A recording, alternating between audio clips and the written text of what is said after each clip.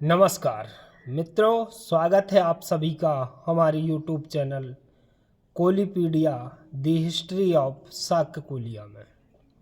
और आज हम बात करने वाले हैं राजकुमार सिद्धार्थ गौतम ने कैसे आजीवन एक सच्चे, एक अच्छे और एक सगे भाई होने का फर्ज राजकुमार देवदत्त के साथ निभाया, और कैसे राजकुमार देवदत्त ने आजीवन बुद्ध का विरोध किया, बुद्ध की बुराई की, बुद्ध को प्रताड़ित किया और बुद्ध के विरुद्ध कई षड्यंत्र रचने का कार्य किया।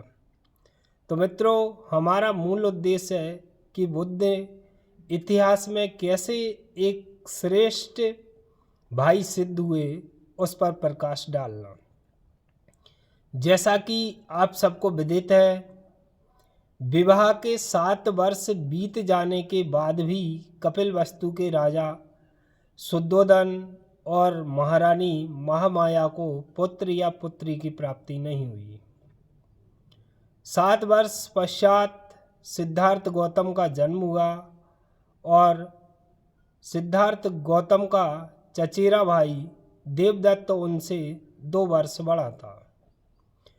समय गुजरता गया और दोनों ही बाल अवस्था में पहुँचे। तो एक दिन सभी राजकुमार, जिसमें अनिरुद्ध, महानाम, सिद्धार्थ और देवदत्त खेतों में खेल रहे थे। उसी समय राजकुमार तीर कमान लेकर शिकार के लिए निकल पड़े। अचानक उड़ते उड़ते एक हंस आया और देवदत्त ने हंस पर तीर से प्रहार किया।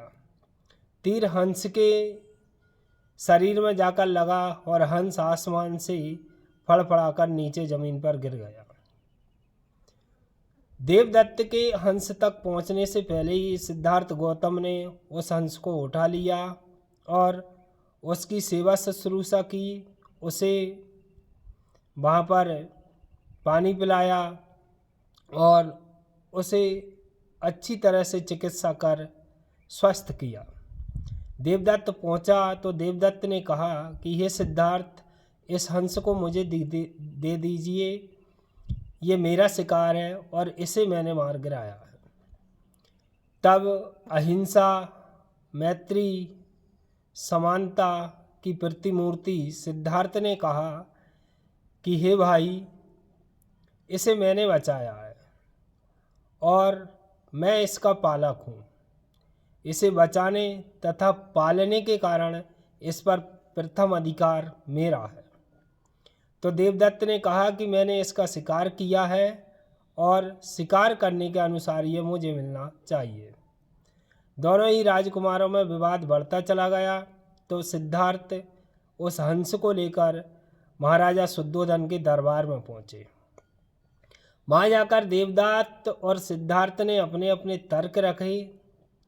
तर्क सुनने के बाद राजकुमार सिद्धार्थ के पक्ष में राज्य दरबार ने फैसला सुनाया और उस हंस को राज्य दरबार के मध्य में फर्श पर छोड़ दिया। वो हंस धीरे धीरे चलकर सिद्धार्थ गौतम के पैरों में आ गया और वहाँ दुबक कर बैठ गया। यह देखकर राजा शुद्धोदन ने अंतिम निर्णय सुनाया कि सिद्धार्थ का तर्क सर्वथा उचित और सत्य है। इस हंस को बचाने वाला और पालने वाला मारने वाले या जन्म देने वाले से कई अधिक बड़ा है, इसलिए इस हंस पर प्रथम अधिकार सिद्धार्थ का बनता है।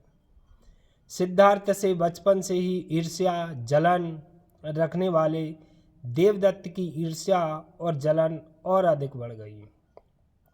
वह छल, कपट, प्रपंच आदि के आधार पर कपिलवस्तु का राज्य प्राप्त करना चाहता था, कपिलवस्तु का राजा बनना चाहता था। कुछ समय पश्चात ही सिद्धार्थ जब बुद्धत्व की प्राप्ति करने के लिए राजमहलों का त्याग करके चले जाते हैं तो देवदत्त बड़ा प्रसन्न होता है और वह कपिलवस्तु के राजा बनने का ख्वाब देखने लगता है। दोस्तों, धीरे धीरे समय गुजरता है और 12 वर्ष पश्चात बुद्ध पुनः कपिलवस्तु बुद्धत्व प्राप्त कर लौट के आते हैं। तो बुद्ध की जो ख्याति थी, बुद्ध की जो प्रशंसा थी, वो संपूर्ण गणराज्यों में होने लगी और सभी राजा महाराजा प्रजा भगवान बुद्ध की शरण में आने लगे। सिद्धार्थ अब बुद्ध बन गए थे और देवदत्त से उनकी ख्याति, उनका नाम अधिक सहन नहीं हुआ। तो देवदत्त भी सिद्धार्थ गौतम के भिक्षु संघ में शामिल हो गया। भिक्षु संघ में शामिल होने के बाद उसने सिद्धार्थ गौतम के भिक्षु संघ को भ्रष्ट करने का प्रयास किया, उसे तोड़ने का प्रयास किया और वो उसमें सफल भी हो गया। उसने अपना अलग से एक 500 भिक्षुओं के साथ भिक्षु संघ भी बना लिया, लेकिन बुद्ध ने कभी उसका विरोध नहीं किया। बुद्ध ने कभी भी उसे हानि पहुंचाने या उसकी बुराई नहीं की।